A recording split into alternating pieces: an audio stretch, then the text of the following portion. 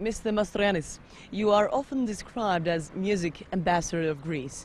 Do you find yourself as such?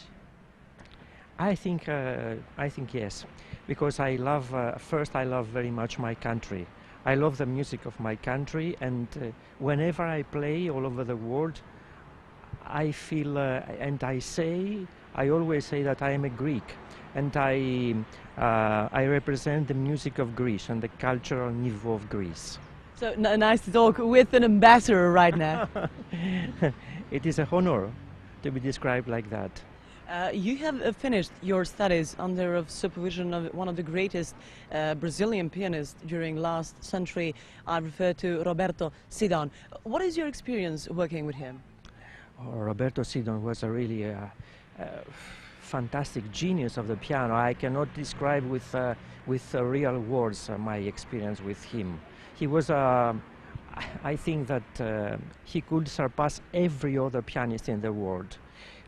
If he couldn't stop his career so early, no other pianist could exist. You know, he was a pupil of Arthur Rubinstein and Claudio Arrau, and he gave me this special touch of the piano, the special taste of sound, and of course an incredible ability to use the pedal. So it's no miracle that you are maestro right now. You're influenced by Zidane, right? Yes, yes, of course. I really remember all our lessons. I am deeply impressed, and my experience is because of him. He was the greatest genius I ever saw in pianistic world. You have emphasized that you're very proud of being Greek. Do you find Greek traditional music as inspiration in your work? Of course, of course. Especially, I can describe that this kind of program that I'm going to perform tomorrow, I collected the most beautiful and attractive pieces of the whole pianistic world of piano for a recital, and maybe for a next CD, which is going to be released soon. I know that there are many Greek composers who are living either in Greece, or they lived in Greece in the past century, and they have a beautiful music for the piano. But there are also many composers who are living outside Greece. For example, John Psathas.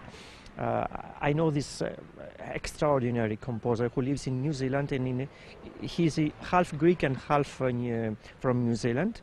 And I prepared a small piece by John Psathas as an encore for tomorrow's recital. It is something different, and it explores the ancient Greek music and the jazz.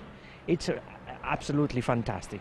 But of course, I have a very big friendship, a real friendship with the greatest living Greek composer, who represents the glorious past and the present of Greece, and who is the legendary Mikis Theodorakis. You have performed at the most spectacular venues around the world. Which one of those performances is kind of highlight, if I can say that, of your career so far? Absolutely. I think that the most important event was when I performed in Finland the world premiere of the 44-year lost and forgotten, even by the composer himself, the piano concerto Helikon by Mikis Theodorakis. And then I performed this in Russia and the ancient theater of Herodes Atticus, at the attendance of Mikis Theodorakis himself. But of course, other great experiences were when I performed at the Bridgewater Hall, which is one of the biggest halls in Europe.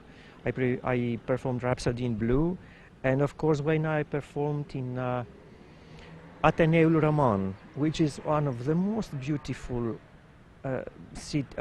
halls in Bucharest, in Romania. And now you're performing in Montenegro. Hopefully it's going to be one of your best performances as well. I think so, and I really look forward to this performance. I never performed before in Montenegro. I feel very proud that I am here, and I would like to cordially thank Mr. Žarko Mirković for this invitation to this festival.